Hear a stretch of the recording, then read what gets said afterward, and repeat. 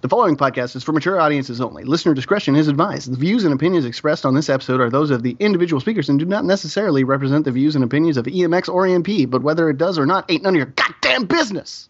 I am Magneto. You are nothing.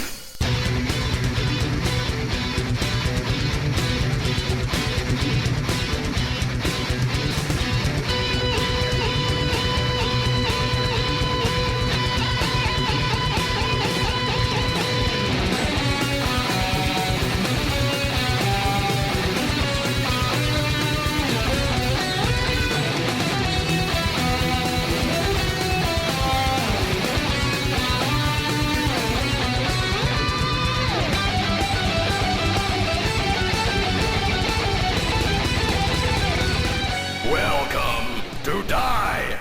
EMX episode 140.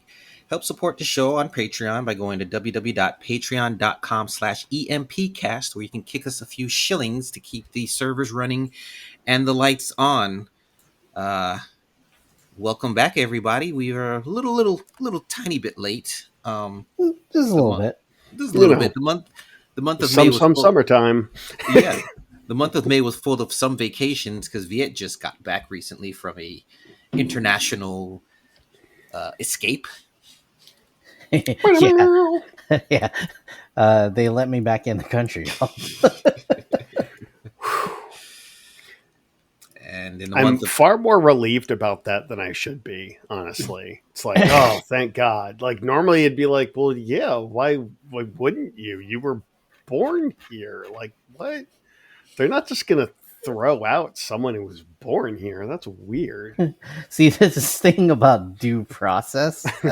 Yeah. That makes things more like dote process. Am I right, guys? I hate it here. Hell yeah, brother.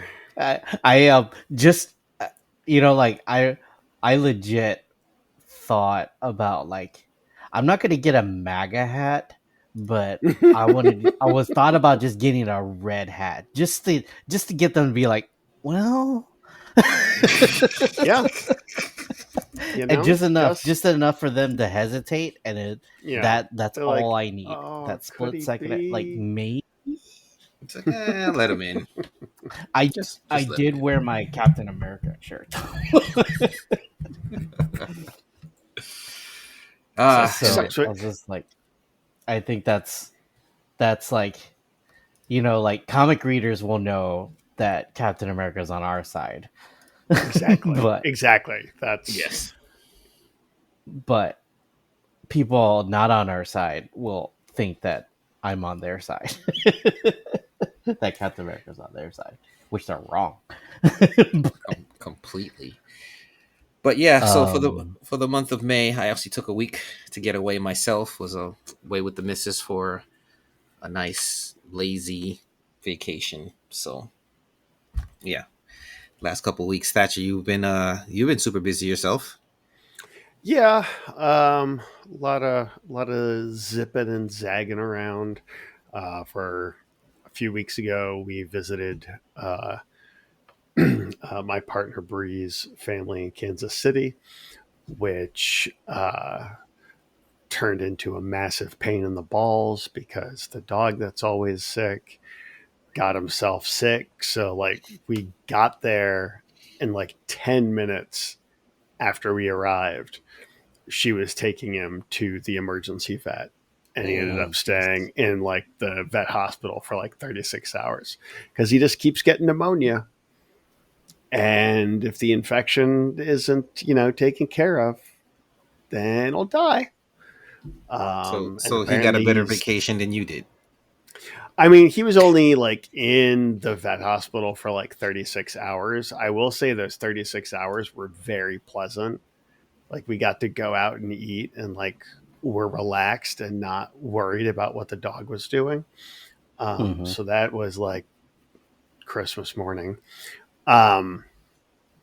Thankfully on the way back, he was fine. And then just this past weekend, I was back in that direction, in Springfield, Missouri for Tremendicon, which is a fun little kind of like genre creative. I don't want to necessarily say it's, I mean, it's got panels and it has an artist's alley and there are dealers there, but it's not really like a con. It's more, I mean, it's more like a conference, you know, like, cause it's like, there's a lot more kind of things going on, but it's a very small show. It's a lot of fun. I got to hang out with Cullen Bunn again, and that's always a treat because he's a fun guy to hang out with. Yeah, he's he's he's a hell of a guy. Like I didn't even get to see the most of it, but like hanging out and drinking with Cullen Bunn is apparently quite the adventure. But yeah, no, I mean, it was fun. And like the best part about it, it was very sort of creatively re-energizing. So I've got a bunch of stuff in the works, a lot of things kind of happening simultaneously. So I'm excited about that. And we can get into that at the end of the show. Nice, yeah, I mean, dude wrote the Sinestro book, which was like, I love that book. It's one of my favorite characters too. So, yeah. He's doing. He will admit that these past couple of years, it has not been a great stretch of time for him. He hasn't really had a lot of books out, you know, but he has a bunch of creator-owned stuff coming out. So it's sort of like coming out of that venue, and he works with Outland Entertainment. Cullen actually is the editor of an anthology that I'm going to have a story in, and that anthology will hopefully be out, or the Kickstarter for it will launch in August. More on that as that story develops. But yeah, like, you know, he's kind of rebounded and he's working with some new publishers and stuff like that. I don't know why I'm talking like I'm his publicist. Well, you know more about him than I do. Apparently. I mean, what? You guys don't know that he gets drunk and makes video game noises? That's crazy. I mean, he had a run on... gun still going? No, the Six Gun ended a while ago, but they did, and I'm really annoyed that I wasn't working at this time so that I had money for it, but they did a Kickstarter for like giant, like really cool looking omnibus editions. Oh, cool. Yeah. So there's like, I think there's 3 of the original, I think it's 2 of the original Six Gun series, 1 of all the Six Gun mini series, and then 1 of that Shadow Road series that he did that was sort of a sequel. And then there is an actual sequel. I think it comes out in July from Oni. So it's making its way back. It's making its way back.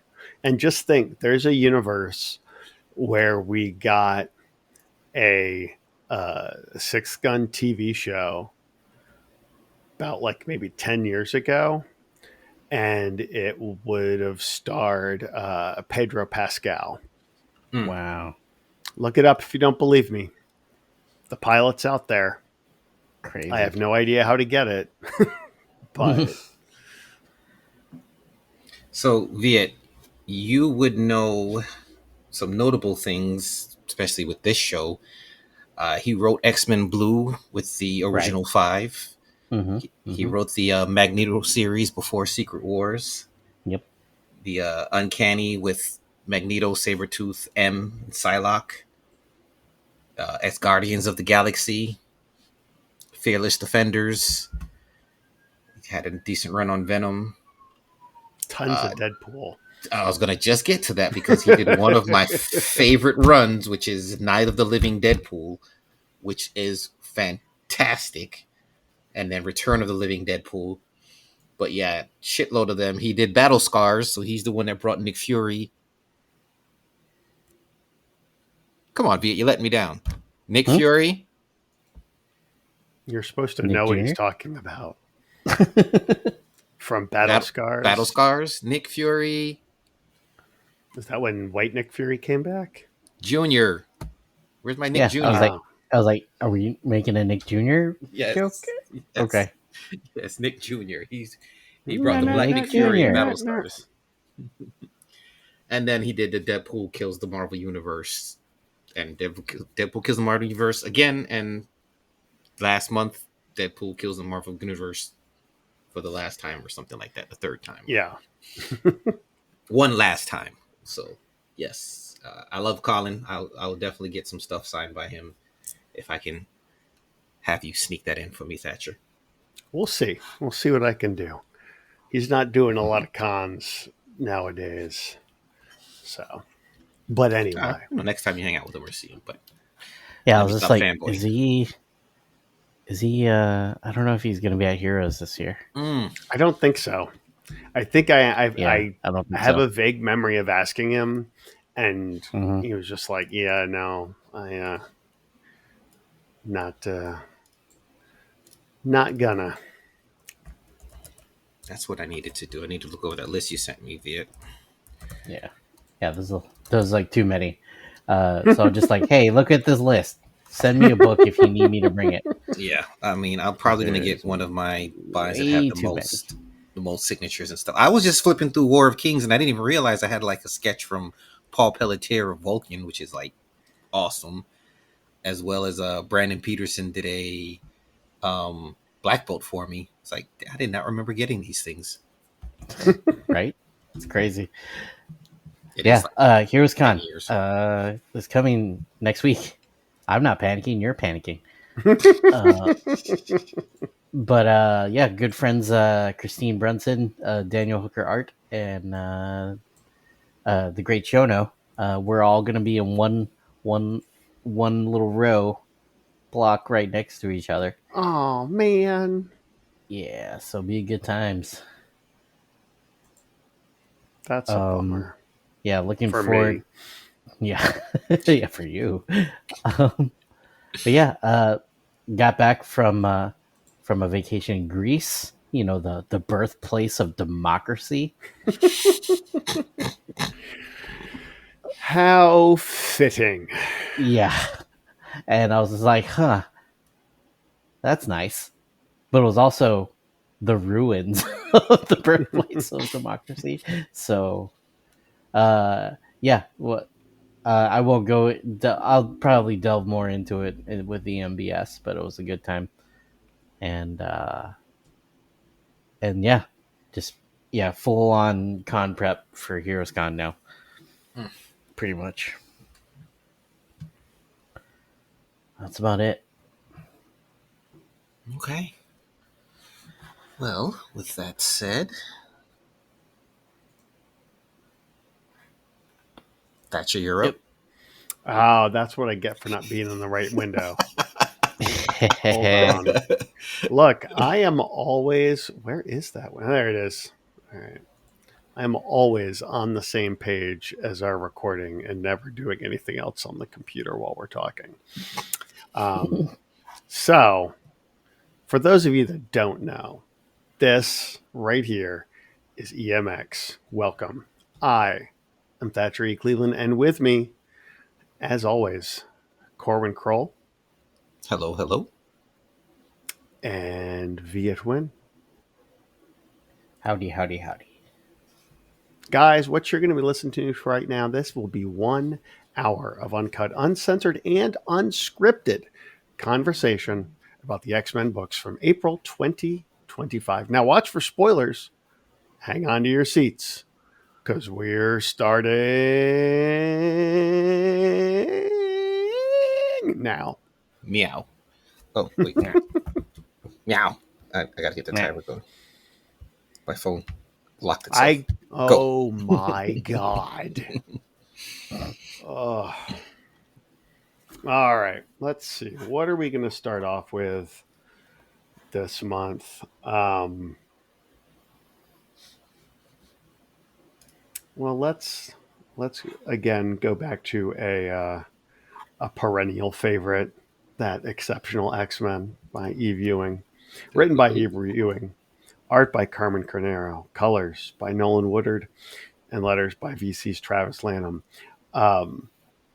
It's, Mr. Sinister doing Mr. Sinister things. Mhm. He's, it's like, well, let's hear 1, 2, 3, 4, 5, 6, 7. It's 7 pages of Mr. Sinister monologuing his plan to the captured Axo. I'm not necessarily complaining. I just think it's wild that she was able to keep that going for 7 pages. Mhm. And apparently, because he's so good at his job, Mr. Sinister made an Axo clone that is totally and not at all not acting completely weird and not in his character. But yeah, it's kind of a shit show that, he goes out with, I always forget their code names. The one that's like liquid metal powers. And Bronze. the girl, Bronze. And Melee. the other sort of, yeah. Oh, yeah. Melee. So, yeah. Melee, yeah. And they basically, they're at like a little flea market type thing. And a fire breaks out. And everybody freaks out. And they got to help out.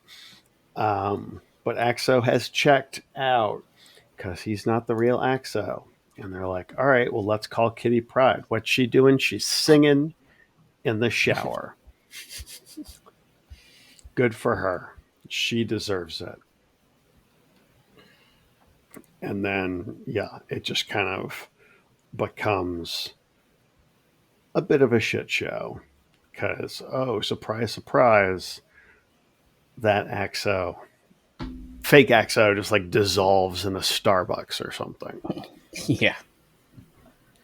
In a gross puddle of itself. Yeah. I've got to say, the story is definitely a lot more interesting now that all the pretense of whether or not Mr. Sinister is making an appearance is done. Like, now that we know it, we're like, okay, yes, we've finally gotten to the point where my knowledge about the story begins. Or ends, rather. So, Is it petty that I'm still mad about that cover? like it almost like downgraded my enjoyment of this story, just in general. Just like, those first few issues, 100%. I might even, maybe a little saltiness carried over into. Where I'm just like, ugh. I'm just like, okay, like get over it. Like let's get on with this. Sort of like, I was a little harder on it just because of those covers, because I'm just like, ugh. But yeah, this was enjoyable. It's a weird plan. Mm-hmm. His whole plan is just it's a peculiar plan. So, but anyway, I'm sorry. Go ahead. It is. I like that there seems to be some new kind of wrinkle with his technology or his clones, because he did not expect this dissolve thing to happen. So it's either something is special about Axo or something is wrong with either his equipment or his DNA samples, or something bigger could be going on. It'll be interesting to see where they lead it, but I do like that the ramifications of Axo's powers seems to be something that Sinister is super interested in. Yeah. Something more than we know or we could think of with somebody who just, feels. Yeah. things. I mean, by the time it was one of those things where it's like, by the time we got to the Krakoa Mr. Sinister, I don't want to say he was basically unstoppable, but it was like there was no limit to like what he could do. He was traveling back and forth through timelines like 6 or 7 times a day or something. It was insane. So yeah. like it's kind of nice to see him be sort of a more realistic threat. You know, it's like, all right, now I had a good job, but now I'm living in this trailer. Things aren't looking good. Stock market's in the shitter, but I still got my clones, so I think I'm doing all right.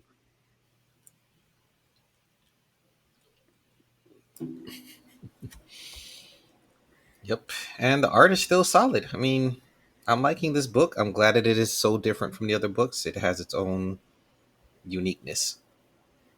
Yeah, agreed. I was worried about it getting a little too slow or meandering, but they brought in Sinister. When Sinister vamps, it kind of just makes it all the more entertaining. And then like him posing in front of the reflections and everything. So that's so Sinister. Mm-hmm. Well, a little touch of Deadpool in there in that DNA. All right. Let's see what I will pick, because this was this the last of the Psylocke?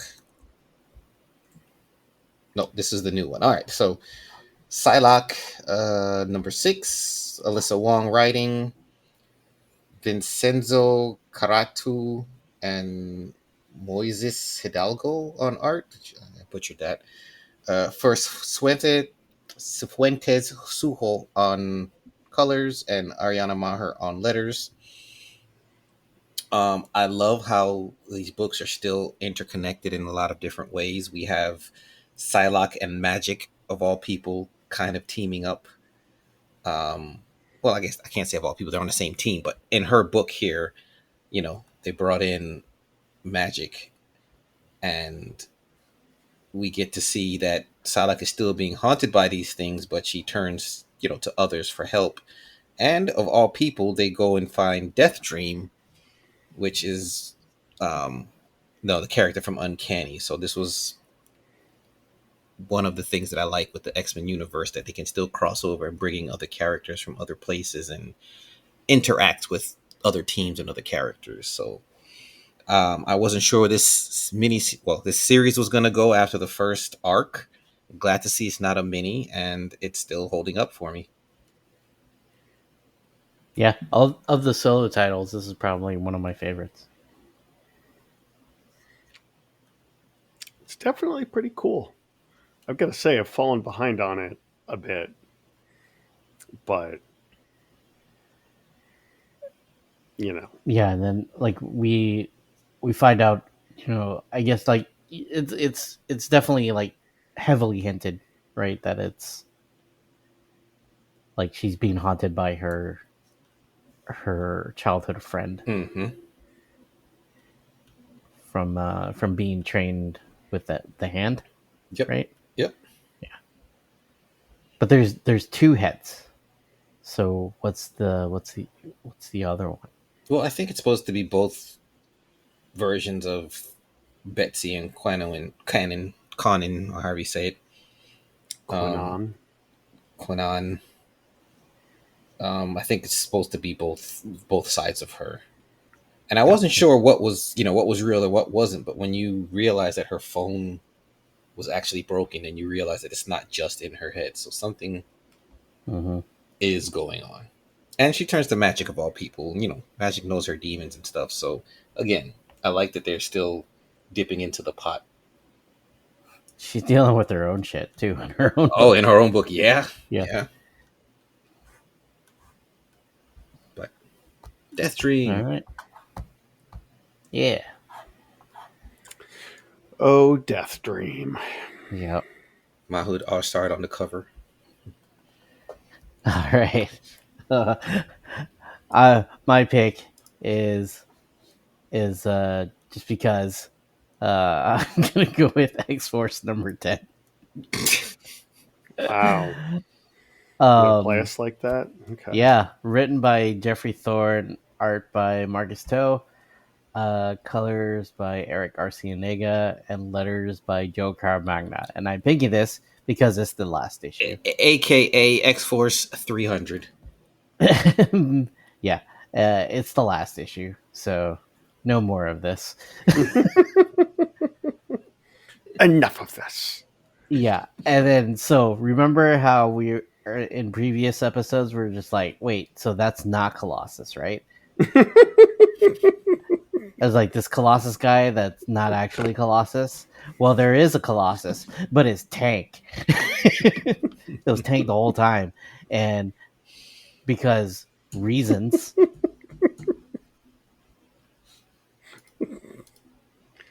Sorry, keep going. And yeah, so there. So there, that's what you got there. Yeah, that's it. All the things they did was for reasons. I don't know why, but hey, Surge is back and not dead, so yay. Yeah. Again, for reasons. I mean, it is cool that they changed her I don't even know what to say now. They're like, you know what? She's made of energy now. Yeah. Electric. She needs an electric body. Somebody get that kid an electric body.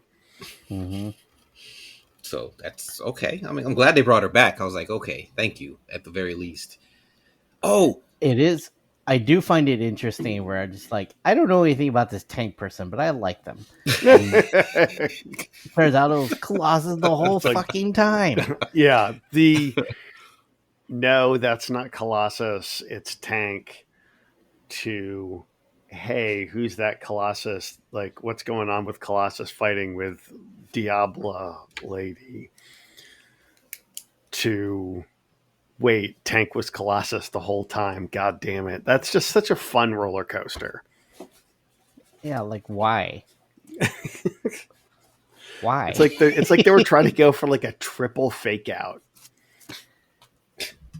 I don't understand.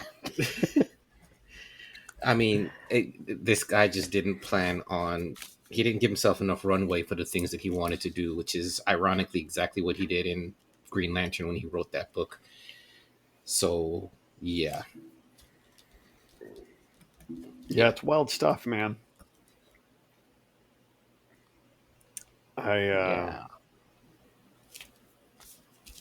His red and black X-Force costume looks cool when he's like him. You know. Yeah, that's what I mean. Like the Marcus Toe art is so good. And like, you know, like and Forge's like GoBot exosuit thing like looks really cool. And like, the art is really good, but story not a fan. Did we even care to see the return of Moses Magnum? Did anybody really? Did it make a difference? I was like, they were like, oh, it's Moses Magnum, and I was like, oh yeah, that guy exists. Wow, what the fuck? I always forget about this guy. So exactly. So it's like, and they're like, he's the deadliest person in the world, and I'm like, are you sure? Are we talking about the same Moses Magnum? Moses Magnum from X-Men, right? Yeah. Okay. And why is he dressed like Nimrod? I mean, I will say, does he always dress like Nimrod? I don't think so. No. Like I think he was, you know, because he was a black character in the late 70s, early 80s, he looked like some sort of disco guy for that early Claremont run. And I don't know what he looked like when he fought the Avengers, which he allegedly did in this. But I mean, the suit's not bad. I will say, I was like, oh, that's kind of a fly suit, you know? Like, if he's keeping it stylish, like with the times, then I'm going to give him a pass on the disco stuff. And I don't know. I'm a fan. I'm a fan of Colossus. We all know this, right? But like, if you're Xanda, right? This character that was playing Colossus, like of all the people, that you're gonna turn into. You're just like, I'm gonna be a Colossus, but I'm gonna be like T-1000 Colossus. I'm gonna give him here's my big reveal. I'm gonna give him like a handlebar mustache, like a cool like fucking Old West shit, and a headband. And a headband. Fuck yeah, I love a headband. Let's slap a headband on there, man. I'm the dude. Just like playing the like, dude, pretending to be the now dude. I'm glad that there's a Colossus now, so I don't have to be Colossus anymore. What? I do say I love how this book ends with like now that like Forge's like thing that he saw or whatever it was happen. They're like, yeah, you all know, like, we're quitting, right? Like we're enough of this shit. This was fun for the weekend, but pass. It's a hard pass, my friend. Yeah. X-Force is over. He's like, yeah, I had a feeling. Yeah. He's like, that's on me. That's on me. I shouldn't have been doing it in the first place. That's on me. I don't know. It's just like you have all the ingredients. Why couldn't you just cook? Yeah. I guess it just happens. It happens. It does. I mean, or like it just doesn't come out. I don't know. I can't speak for this dude. I feel bad that we go so ham on this book all the time. But yeah. Clearly it's not for us. Nope. Yeah. All right. Is it back to me? Yep. Okie dokie.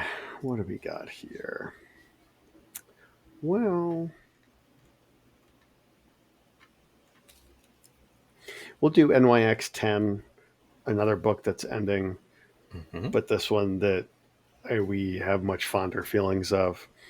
Written by Jackson Lansing and Colin Kelly, with art by Francesco Mortarino and colors by Raul Angulo and letters by Joe Sabino. I like how all of those last names ended in O. Yeah. That was good planning on editorial's part. But yeah, this is our final countdown, and Mojo, after swapping that thing, it's just like big Mojo everywhere. All while Kamala's having an identity crisis about finding out that her cousin's like an anti-mutant bigot. But you know what? We all have a shitty cousin. Like, don't get that pissed about it. Like every family, there's a shitty cousin. We're like, oh, then there's fucking Earl. Like, fuck that guy. I don't know. I don't know what he's doing now. He's like living in the woods or something. But what is that? Esme? I can never remember which cuckoo is in this book. Is it Esme? So I thought it was Sophie, but I could be Sophie. wrong. Yeah, there you go. That's Sophie. That's the one.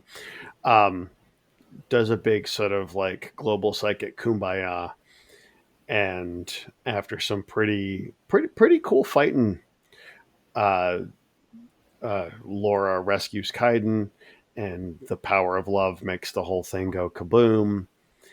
And it turns out, what was that, Root? What was his name? Oh, but local, yeah. Yeah, local is, it seems like local is now just actually part of the city. It seems is what they're implying, which I think is very cool. That's a good way to go. And after it all, Kamala decides not to reveal her identity. She revealed her identity to her cousin, and he was like, oh, what the fuck? And it was like, no, you can't tell the rest of the family. They'll go ape shit. And she, after hearing her family, like her, close family talking, she's like, yeah, I guess I'm not going to tell anyone. So there you go. And this was a good series. It was a good. I think they did a great job of giving it a New York City esque feel to it. Yeah, very much. You mess with one of us, you mess with all of us. Mm-hmm. Yeah, 100%. 100%. I had something and I lost it. Yeah, I am sad to see this book go. It was just different enough where it wasn't really about X-Men teams and that kind of struggle. It was just about just mutants in general, not being on a side, just community, I guess is the best thing to say. Mm-hmm. Yeah, and I feel like that's a point of view that has a lot of potential. And I think, yeah, it kind of sucks that they're not going to get to explore it further. Yeah, yeah, like the whole Mojo Big Boss, like it was kind of, I guess, a little deflated due to the rush of the ending. Like it would have been cool to see what, like how that could have built into something, because he's looking pretty menacing. Oh yeah, he was scary. He I was was definitely going to scary. say, this is probably the best depiction of Mojo I've seen in a long while. Agreed. And then like like we basically got like essentially like 1 issue, 2 issues of him, and that's a shame. But I guess the story's gonna be continued with the giant size Well, stuff. it's Kamala. We get to follow Kamala to whatever they're doing with her mutantness next. So Gotcha. hopefully time will bring back the whole NYX crew. All right.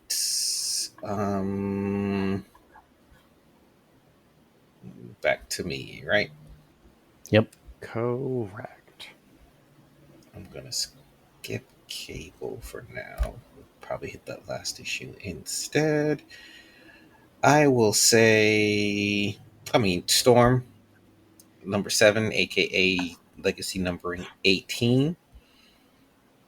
This book is just straight up over the top fun craziness. And what's the creative team again? I can't even pronounce the dude's name. Moriwa Ayodele on writing, Luciano Vecchio on arts, Alex Guimarães and First Fuentes Sujo on colors, Travis Lanham on letters. This writer is so tuned into so many things of the Marvel universe that I can't help but to love it. Very beginning of this issue just touches on the if I'm not mistaken, some of the lore from Thor that what's his name? Donny Cates, I think, was kind of touching on. But then of course he pulls in some of the Marvel cosmic stuff with Oblivion and stuff that Hickman was working on as well. And he's just weaving it all together and putting Storm in the middle of it, and it's great. And then there's these splash pages that the artist gives us, or these single panel pages that's just gorgeous art that sometimes is just really there for art's sake and not really even for the story. Just great pinups. And title pages. Serpent Salamanders and Storm Gods. You could tell he's having fun with this book, and he's doing some great things. And when Storm has to cut, is this the issue where she cuts her hair? Spoilers. Yeah. No, well, it is not the issue where she cuts her. It is. Yeah. Oh, okay. Oh, yeah. Right. When the one god has her by the hair and won't let it go, she ends up cutting off her hair. Oh, she's going to be on a rampage with these people after this, and it's it's gonna be something special. But this is amping up to be very fun, and I'm pulled in every month to see what the hell is gonna happen next, because it just seems to get crazier and crazier. Yeah, like I start every issue of Storm questioning whether I read the previous issue. Like, wait, I'm so like, wait, what? What are we doing now? I was like, oh, we're fighting cosmic beings now. Okay. Well, she's We're fighting fighting gods. storm now. gods, other storm gods from Yeah. different pantheons. It's like, oh, Yeah. I was like, wait, what? Yeah. I kind of have a big problem with this book. mm-hmm. And it really took away from my enjoyment. Like right off the bat with the Silver Surfer, and he absorbs Surtur's sword. Mm-hmm. And then they're saying that he's the Silver Surfer Soot. And you're telling me you're not going to call this guy the Surtur Surfer when it's right fucking there? Are you fucking kidding me, bro? Are you mental? Like the Surtur Surfer? Holy shit, man. Are we sure that's not already trademarked somewhere else? I don't know. Better not be. It will be by me if because that's a god. That's a thing of mythology. That is public domain. Yeah, no, this is it's a wild book. And if you even pay attention to the first two panels, that's Cosmic Ghost Rider there, who's dead, and I can't tell who the other one is. It might be Thor or somebody else, but he's definitely picking up on Donny Cates's stuff. Nothing comes up when I search for a Surtur Surfer. Alrighty. Look for surtursurfer.com on a web a domain name buying spree. I'll buy surtursurfer.com in a fucking second. I just found out how cheap those are. Holy shit. I'm going to have so many domain names under my belt. It's going to be ridiculous. How did you like the fact that Tony brings people back to Storm Sanctuary to show them the hippos? Be like, get your raggedy ass out of my house, trying to get laid, like bringing people through her house. That is crazy. Yeah. He says, like, have you seen how popular Mudang is? It's like, yes. It's like, yes, Mudang. I have them at the table. Come buy one. Yeah, and the art is gorgeous. Yeah. Absolutely gorgeous. I think he's jumping to No, he's not jumping to Uncanny. Somebody who's going to Uncanny. Don't know. Yeah, anyway, off track. But yes, this book is just fantastic. So throw that out there. Agreed. Oh, All right. I think I will go with Uncanny X-Men number 13. Mm-hmm. Written by Gail Simone, art by David Marquez, colors by Matthew Wilson, letters by Clayton Cowles. And then so this is the Dark Artery part 1 of 4. And so we there's like a little flashback of a black woman that's also a mutant. So we're kind of learning about her diary. Gambit gets approached by a dragon, like you do. And then, yeah, like the kids go off to the Dark Artery, and it seems like the I don't know, the people that run the orphanage they know about this dark artery, and then so a lot of weird, sinister things are afoot. Because they seem to be like, oh, they're just going to the dark artery. Oh, okay. I mean, maybe they're guarding it.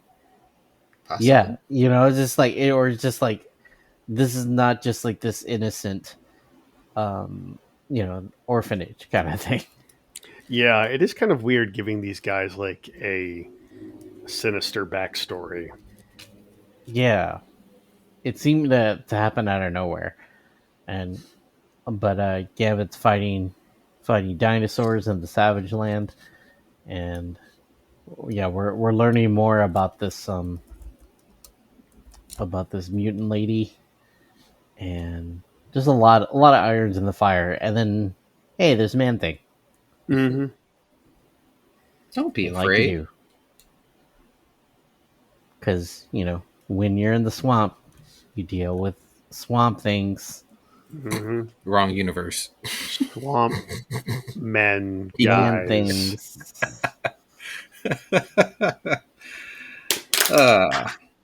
Again, art is just gorgeous. These kids are great.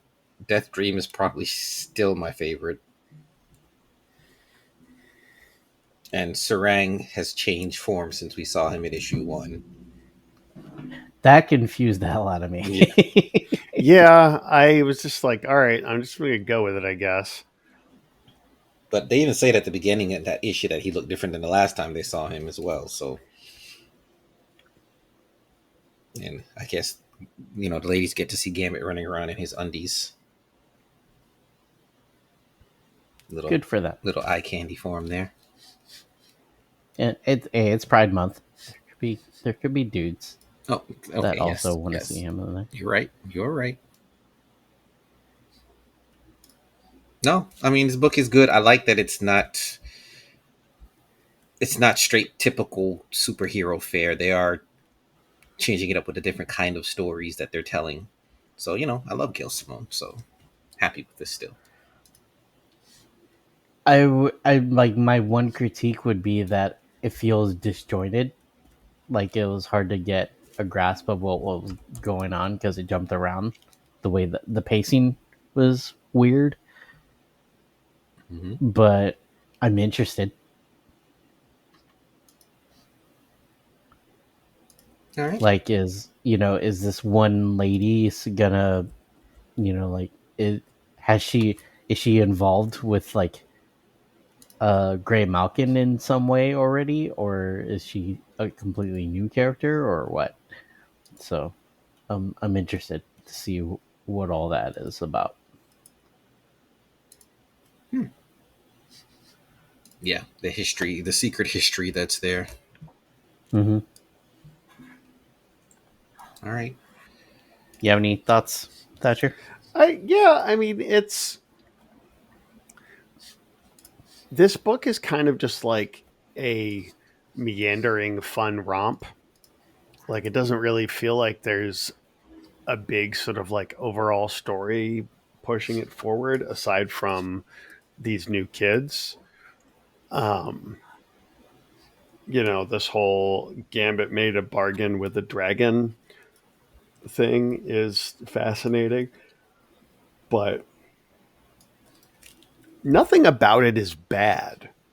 Like, it's well written, the art is amazing, but I feel like it's like kind of like the most random of all of these new X-Men books.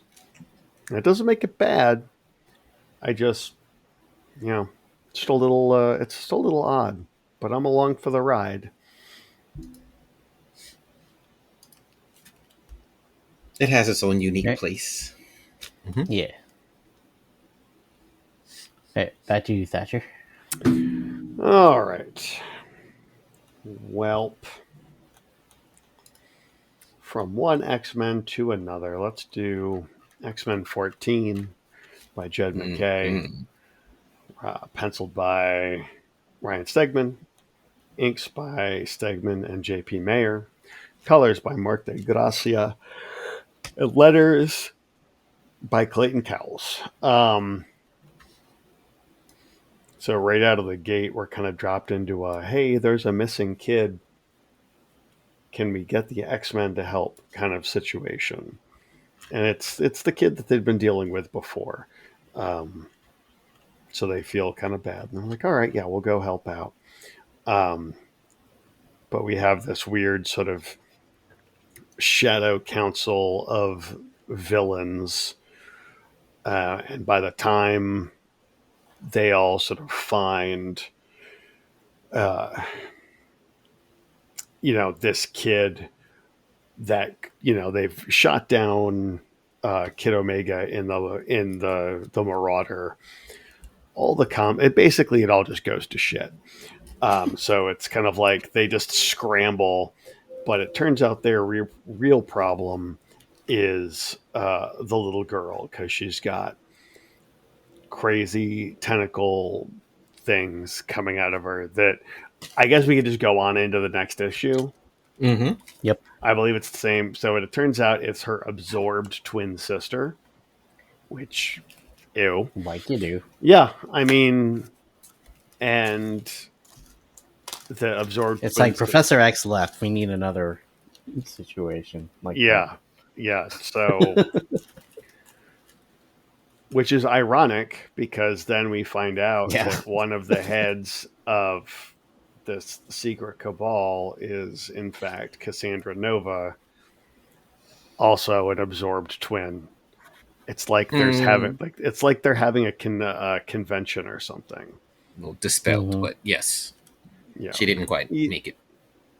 Yeah, but either way, the absorbed twin is like some sort of flesh molder person, and they jump into the big Akanti corpse that apparently they were just going to leave there in the woods for anyone to have. They're like, we can't get it back to the place. What do you want to cut a couple of fillets off that thing? No, let's go. Come on. And yeah, it turns into a rampaging kaiju-esque kind of situation with Cassandra Nova kind of goading her along. Like, they never liked you. Blah, blah, blah, blah, blah. Don't, all this, you should step on some humans. Stuff like that. And then coming to save the day are the quote-unquote X-Men flashing, which is a callback of sorts to the conversation that Magneto was having with the UFO guy. And Magneto was like, I think you got something, kid. You got some moxie. I think we can work with what you've got going on here. So I guess he's like reality warped themselves. A bunch of new X-Men, maybe? I don't know. Magneto said something about, get me my apparatus. And it looks like he's maybe wearing some like metal S&M gear in the back. So, but yeah, it'll be interesting to see who these dorks are. I think you got it a bit mixed up because this is who Wire calls in. Oh, okay. See, I thought it was that guy. So, well, never mind then. Edit out that whole last part. It's okay. It's okay. We're allowed to make mistakes trying to figure things out. Yeah, I mean, I guess he doesn't really look. I guess that's just sort of like what I was assuming. But the girl in the red looks like not Trinary. Trinary is from X-Men Red. The Uncanny Avengers chick that Quicksilver was interested in, the Inhuman girl. I forgot her name. That's what she looks like. I can't remember her name right now. Anyway. Yeah, I mean, this is... Crystal, are you? Nope. Okay. This was Uncanny Avengers after the Terrigen bomb. Oh, okay. Yeah. She looks like she would have fit perfect with X-Force. Yeah. But that's Colossus. Mm-hmm. Actually. Yeah, that's the floating like gas bag one. That's Colossus up there. Yeah. But this is the straight superhero fare that I'm kind of used to with these X-Men books, which is where Uncanny makes a nice contrast. So, but this book is still, that straight superhero action. Yeah. I mean, it's Pride Month. They could be bi or whatever sexuality they want. All right. He's like, enough of you. No, I was trying to pick my next book because pickings. You know what? Let me talk about this one because I don't think we've touched on any of these issues during the last 4 or 5 months. Sabretooth, The Dead Don't Talk, written by Frank Terry, art by Michael Maria, and colors by Rachel Rosenberg. This is a straight up like Gangs of New York starring Sabretooth. And I love it because they give you a little bit of made up Marvel history. You get to see like the ancestors of the Kingpin and just some other kind of things that they try to throw in there. But what I love about this series is the story is really good, but it also sets Sabretooth on the path to his first appearance. So for listeners who don't know, Sabretooth first appears in an issue in Iron Fist, and a large portion of this story has to do with the cities, the different immortal cities. So I thought that was kind of great how they told this flashback story and they show a different side of Sabretooth, but then literally leads right into his first appearance and the reason why he is there. So Frank Thierry, I love the dude. He does some great writing, but he outdid himself with this Sabretooth The Dead Don't Talk miniseries. Well worth checking out. All right. Yeah, I didn't. I need to catch up on this. I was just like, I don't think this is current, so I'm just like, nah. But yeah, good to know. Yeah. I'll definitely check out the previous issues. It's good. Is this like a mini series? Yeah, this is it. 5 issues. It's done. Oh, okay. Yeah. Cool. All right. God, what do we have left? You got Deadpool, Wolverine, Magik, Hellverine, Phoenix, X Factor. That's actually yeah. Let's go with Wolverine number 8. Written by Saladin. What? AKA 400. Yeah, a lot of legacy milestones this month. Yeah, written by Saladin Ahmed, art by Martin Coccolo, colors by Brian Valenza, and letters by Corey Petit. And yeah, this is the sort of the end. The one weakness that funny enough is his one weakness is his mouth. Romulus likes to talk too damn much. Yeah. Romulus, that's his name. Mm-hmm. And yeah, they the adamantine gives up on him, and they decide to dip out, but he's still gonna be a problem. And yeah, a Wendy kid is the Wendy bro. Wendy bro gets kidnapped by Arcade. Yeah. And and but during all this there it ends with Wendy kid getting cured, so he doesn't have to deal with him anymore. It's like, all right, I can finally lose an adopted underage hanger-on. Why do I keep attracting these? Yeah. And then it ends with a letter from his mom. Wolverine's mom. Wolverine's mom?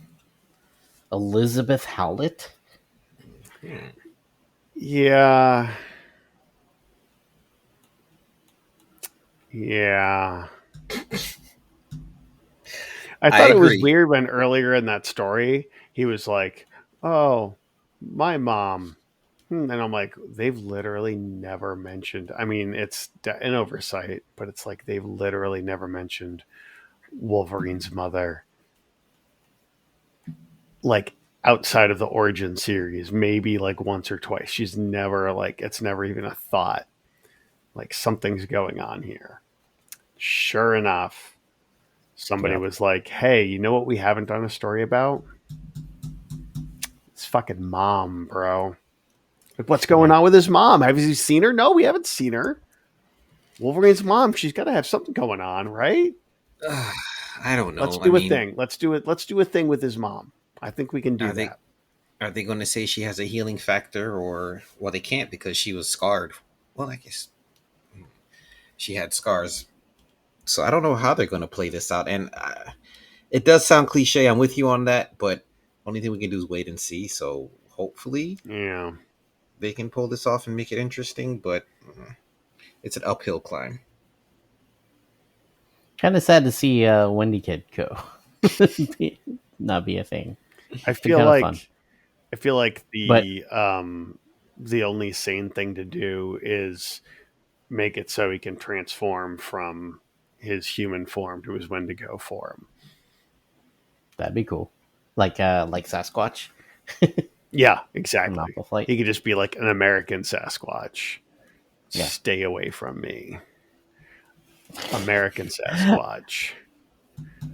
I was definitely gonna do a Logan's mom has got going. That works too. I like that too. So But then there's a Daniel Warren Johnson backup story, which is from feudal Japan, which is ridiculously good. yeah, It is gorgeous. It is haunting. It is everything you'd want from a samurai story. indeed.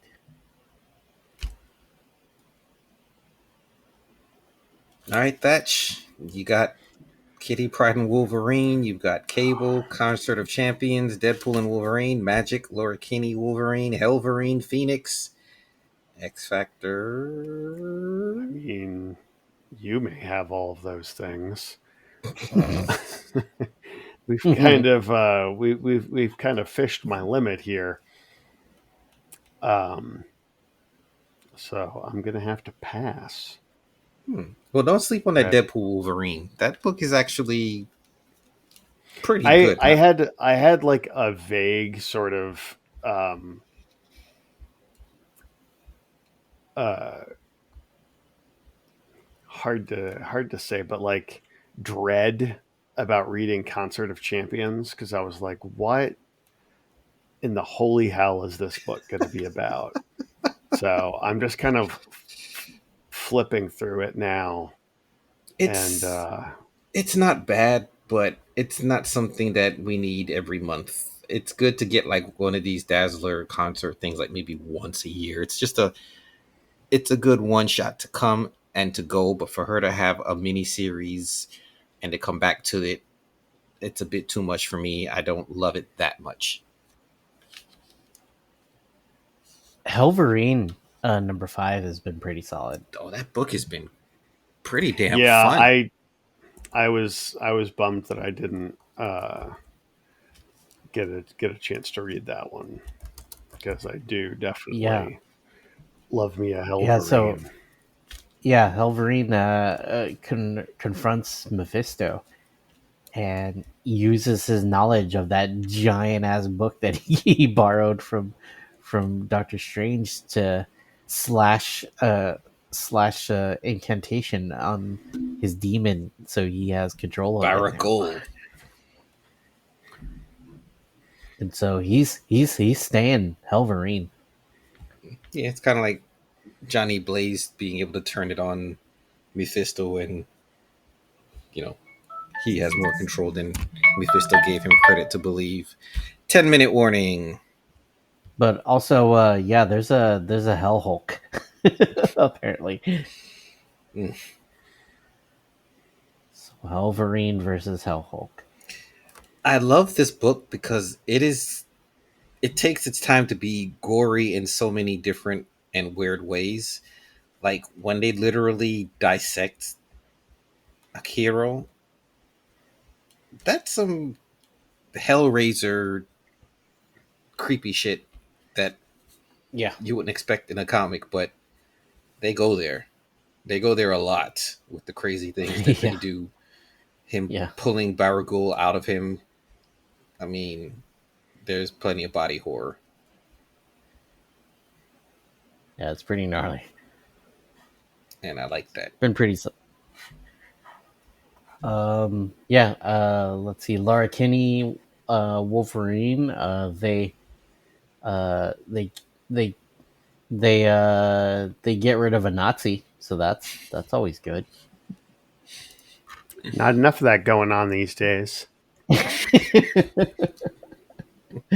Yeah. So I mean, like it's a it's a pretty good story, and then yeah, she gets zapped, and we don't know what happens to her until the next issue, and that one's actually pretty interesting. But we'll talk about that later in the week. Next episode. Um, this book is just okay. Don't love it. I don't love it enough for it to continue going. I think this is one of the books we can probably just let go and bring up something else instead that deserves a chance. Laura's had a couple of different books now, and this isn't topping what she was previously.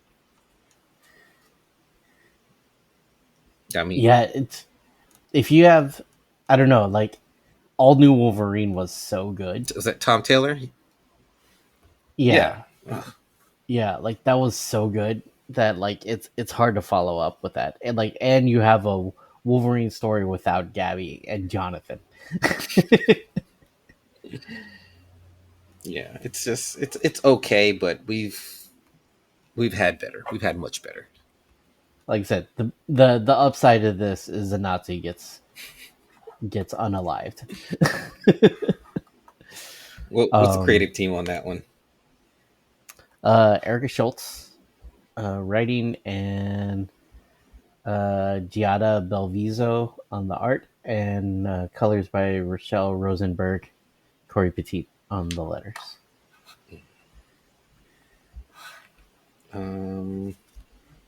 Magik number 4. Yeah, I'm not a fan of these covers, regular covers, but I Yeah. definitely digging the interior art. So Ashley Allen on writing, Herman Peralta on pens art, Arthur Halesi on colors, and Joe Carmagna on letters. Yeah, I mean, much like Hellverine, the horror slant to this has just been great, and we got the characters that we know and love, and putting Magik and Moonstar together. I mean, It's it's chocolate and butter peanut butter. Well, there you go. That too. Mm-hmm. See, that's how close it is. Peanut butter was in both analogies. Like that's how tight it is together. Alliteration. Mm-hmm. But I'm glad it seems like they're bringing this story arc to a close, because it is starting to drag on a little bit too long. Hopefully by 6 they'll move on. But there was a nice, no, not even nice. There's a bit of a heartbreak at the end of this issue, which is kind of why you don't go spying on people. Mm-hmm. Lots of trust issues going on. Mm-hmm. Yeah. All right. I'll jump into Phoenix 10, which is, I was gonna say, didn't not to be a nudge, but didn't the alarm go off? Oh, that was the 10-minute warning. Oh, that was the 10-minute warning. Okay. Yes. I was So like, man, these guys were really excited for these books. We got 5 minutes and about 15 seconds to go. So Stephanie Phillips writing, Alessandro Maracolo on art, David Curiel on colors, Corey Petit on letters, and I gotta say, this book is picking up for me. This book is actually really picking up for me. I was kind of surprised, and the art in this book really has a bit of a Bocello feel.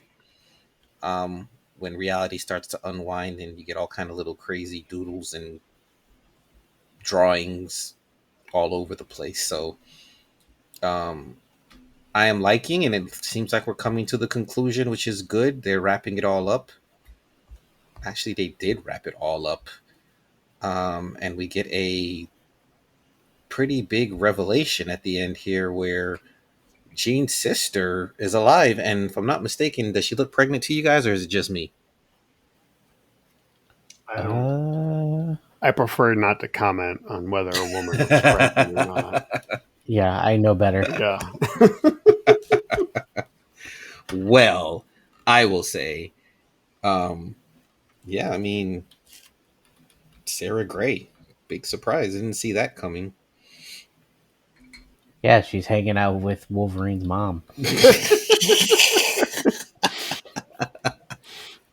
They're just sitting in a bar and they like toast each other. They're like, let's tag team these bitches. They're not going to know what hit them. One of us, the sure, battle they'd of be the ready. dead relatives. Yeah. just a table in Valhalla. Yeah. They're just like, hey, you know what would be really funny? Uncle Ben's like, should I do it? No, I'm gonna wait. I'm gonna wait because they'll do it one day. They'll do it one day for real. I'm gonna wait. How did you? Well, I guess Viet's the one who read it, but how did you like the whole conclusion with Adani? How it all came to a close? I mean, like, I don't know. I didn't really care for this this book. Like, it's one of those things where, like, I read the words and I looked at the pictures, and I didn't take the time to try to make sense of it because I wasn't into it. If you know, being serious, I feel like there's a lot of X-Men books that have been like that lately, and I'm definitely not leaving the Krakoan age out of that, but yeah, like that, like X-Men stuff in general has just gotten so weird and meta and cosmic, and you know, like this constantly trying to like top it and make it bigger, top it and make it better, just is beginning to for some weird fucking stories. Yeah, they're pushing boundaries. They're pushing genres. I mean, I don't mind, but I will say that there is a saturation point where we're getting too many damn books in a month. Oh, 100%. But we're well past that.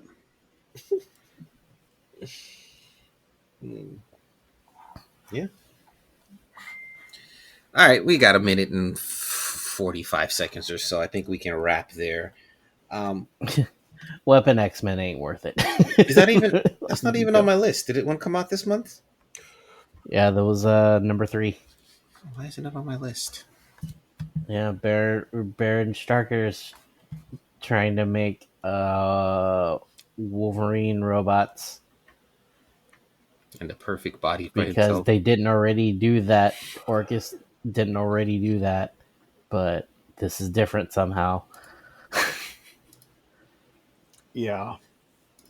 Like for real, like, yeah, it's like every month when, you know, we look at these books, I'm just like, Jesus fuck, this is a lot of books. Like, I don't know, man. And it like, you know, we had just the same amount during the Krakoan era, but at least all of it was like kind of like one story kind of thing. Are you sure we had the same amount? Because this seems more like this seems like more.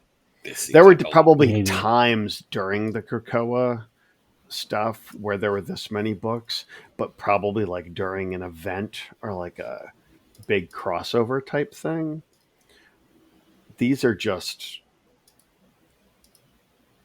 yeah, kind of just all over the place. It's like just shotgun approach. Yeah. But anyways, this is probably the first time we've gotten through this many books in 1 month.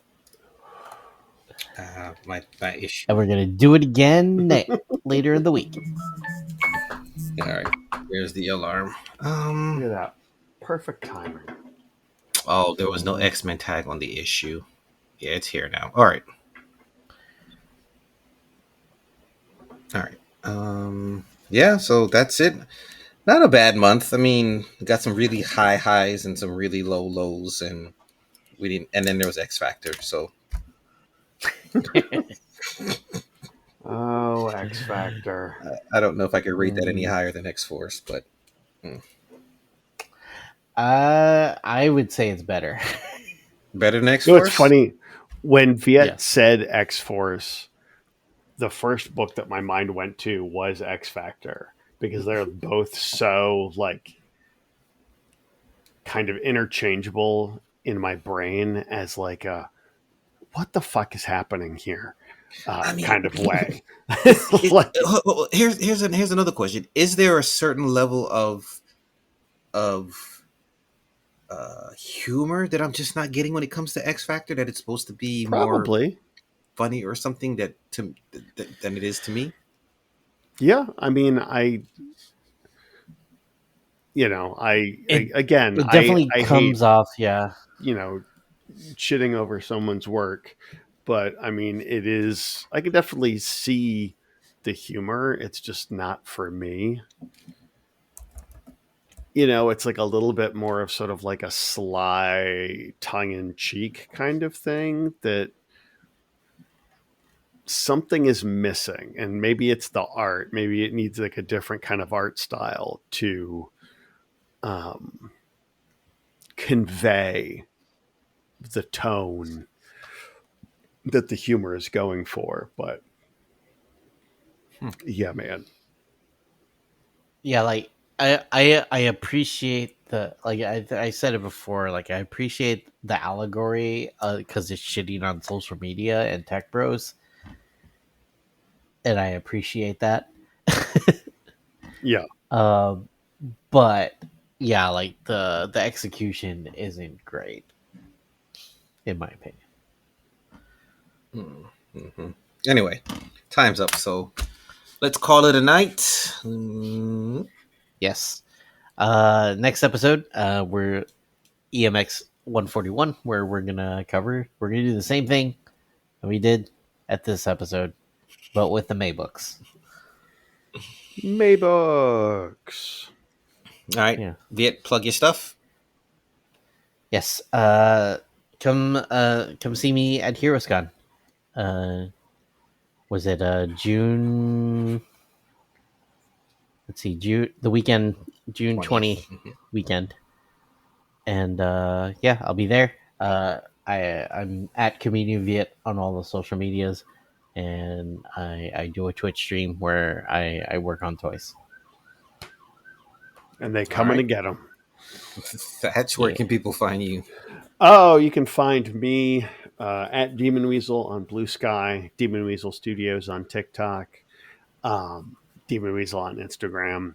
I'm realizing recently that like these are sort of like the only social media platforms I'm using, and it's nice. I enjoy it. Yeah. So it's very chill. I'm even barely on TikTok, although I make videos about my stuff and put them out there. So yeah, you can follow me on TikTok. You'll see some hints of stuff that I've got coming up in the future, including I just got the first 8 pages of art from artist Daniel Caval for our new project, which is a horror comic series called Forbidden Knowledge. And yeah, it's gonna to keep it real to the OG EMX crew. I'm not 100% sure what I'm gonna do with it. I'm thinking about pre-releasing it on my Patreon for $5 a month, but I don't really want to spend all total. It's like a 14. It's written in 8-page chunks. So I kind of designed it to be put out serialized, in either 8, 16, 24, 32 pages, etc.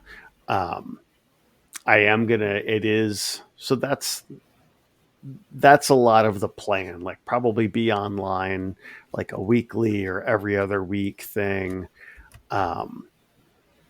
And the print size of it, we're doing it in black and white, and it's going to be like an A4 sized magazine. So like an oversized, like it's magazine sized when the actual issue gets printed. It'll be like, I think it's 60 pages.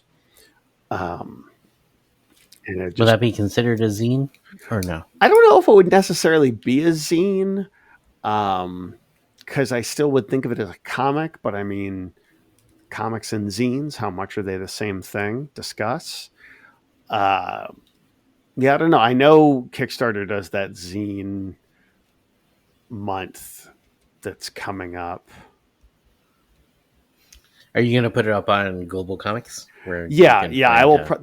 Reaver? Yeah, I will probably have it up there on Global. That's another part of it too. Is like, what platform? If I'm going to release it digitally, am I going to release it on Global Comics? Kind of feels like the best one at this point for me. So yeah, I'll probably have that up. Up there. I'm hoping. In a perfect world, we'd be seeing this in like September, but we'll see. It depends on how fast the art comes in, honestly, because aside from like the preview stuff and things like that, and you can also go to forbiddenknowledgecomic.com and you can see the 4-page preview, unlettered 4-page preview, and that's where new stuff will be showing up. So wow, that was a domain that was available. Yeah. Unfortunately, Forbidden Knowledge was not available, but Forbidden Knowledge Comic.com. Yeah, Forbidden Knowledge Comic. Okay, I was about to say. Yeah. I was like forbiddenknowledge.com. Yeah, I know. I thought I was going to luck out, and I didn't. But yeah, it's gonna be a fun time. Grim Reaper 2 still being worked on. Lots of business stuff, but the creative projects are coming along well. Hell yeah. Okay. Love to hear it. Yeah. All right, listeners can find me on Blue Sky at EMPcast.